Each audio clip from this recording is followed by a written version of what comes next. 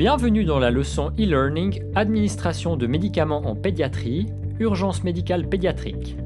Contrairement à l'adulte, le point le plus étroit des voies respiratoires se situe au niveau sous-glottique, c'est-à-dire derrière les cordes vocales.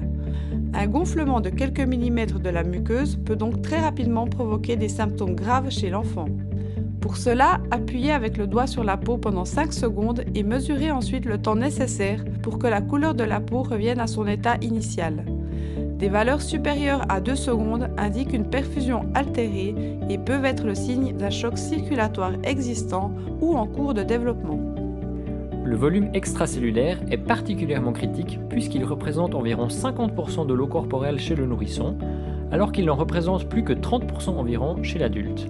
Complétez les phrases affichées à l'écran afin d'obtenir des affirmations correctes. Pour ce faire, faites glisser les parties de phrases du côté droit vers l'endroit approprié. Dès que vous avez terminé, vérifiez votre solution en cochant la petite case en bas à droite. En fonction de l'âge et de l'état du patient, on peut identifier certains avantages et inconvénients des différents modes d'administration, l'acceptation par l'enfant jouant un rôle important. Moins l'état du patient est critique, moins l'administration du médicament peut être invasive et plus le temps nécessaire à l'obtention de l'effet peut être long. On peut citer ici l'exemple du médicament Bucolam dont le principe actif est le midazolam. Le Bucolam est disponible sous forme de seringue prête à l'emploi en différents dosages qui peuvent être utilisés en cas de crise d'épilepsie. Dans quelle mesure recourt-on régulièrement et efficacement à des modes d'administration alternatifs en pédiatrie ou en cas d'urgence pédiatrique? Est-ce que cela doit toujours être par voie intraveineuse? Disons-le tout de suite, la voie intraveineuse n'est généralement pas nécessaire en cas d'urgence pédiatrique. C'est même complètement différent.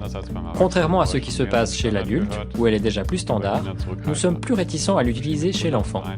Étant donné que l'insertion d'une aiguille intra-osseuse et le rinçage de la cavité médulaire sont très douloureux, cette mesure ne devrait être utilisée, dans la mesure du possible, que chez les enfants inconscients ou dans un état critique, chez lesquels un accès veineux n'est pas possible rapidement. La succion non nutritive chez les nourrissons et les jeunes enfants devrait également être autorisée chaque fois que cela est possible, afin de les calmer et de réduire la douleur. Un effet analgésique a même été démontré en combinaison avec une solution de glucose, comme le glucose à 20%. En cas de AESP et d'asystolie, l'administration d'adrénaline la plus rapide possible est recommandée et doit ensuite être répétée toutes les 3 à 5 minutes. La seringue de 10 ml contient 0,1 mg par millilitre. Avec la seringue de 1 ml, nous pouvons maintenant mesurer et appliquer les 0,07 mg nécessaires par palier de 0,1 ml.